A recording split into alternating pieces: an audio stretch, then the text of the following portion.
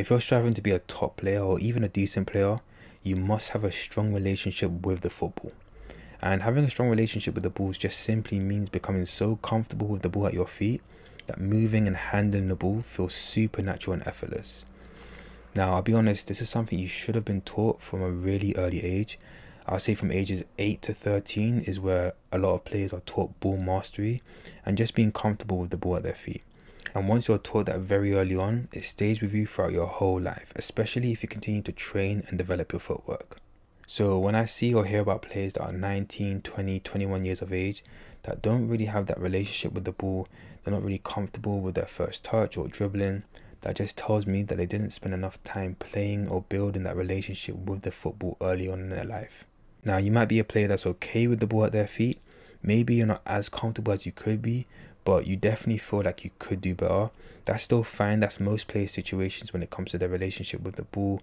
And so this video is specifically aimed for players in that situation. So the first thing you need to understand is that you don't need to learn more tricks or learn how to dribble like Lamine Yamal or anything like that. Instead, it's simple. You just need more time, specifically creative time with the football.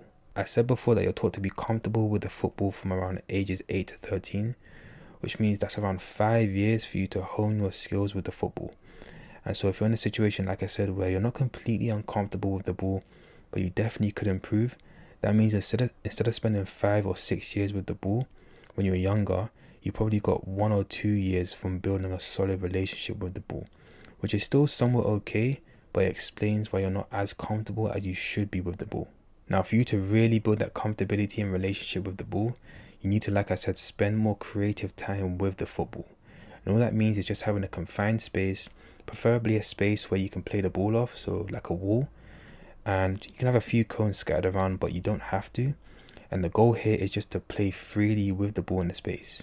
You want to take different touches, move at different speeds, manipulate the ball and do a few tricks. Be creative when you play the ball off the wall and take different first touches. Doing this type of exercise is what's going to allow you to not only improve your relationship and confidence with the ball, but improve in a natural way. And that's super important because when you play at your best, you need to play in the most natural way you can possible. Doing specific ball mastery exercises like inside taps, outside taps, ball rolls, kick-ups are all very good and you should be doing them to improve. But if you just solely rely on them to improve your relationship with the ball, you're going to end up playing like a robot because you're disregarding the creative and natural side of your game when you play with the ball. And so honestly, just spending around 30 minutes to an hour every day or every other day playing freely with the ball, of course, still take this exercise somewhat seriously. Even though this is an exercise that gives you license to do what you want and be creative, don't do anything you wouldn't really do in a game like freestyle tricks or something. Really, the mindset you want to have when doing this exercise is I need to be technically sound, which means my first touches are crisp and my touches in general are all intentional and sharp.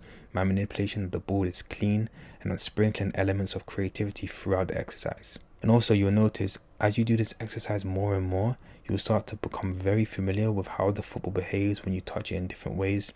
You see how the ball reacts when you play it off a hard surface like a wall opposed to your foot. And you'll just slowly start to pick up on things that you otherwise wouldn't have noticed before. And so that's pretty much it for this video. You do this exercise for around 6 to 12 months and watch and notice how you feel with the football at your feet. But I hope this video helped you become more aware of the importance of, building a relationship with the ball. And I hope you enjoyed the lesson and I'll see you guys next time.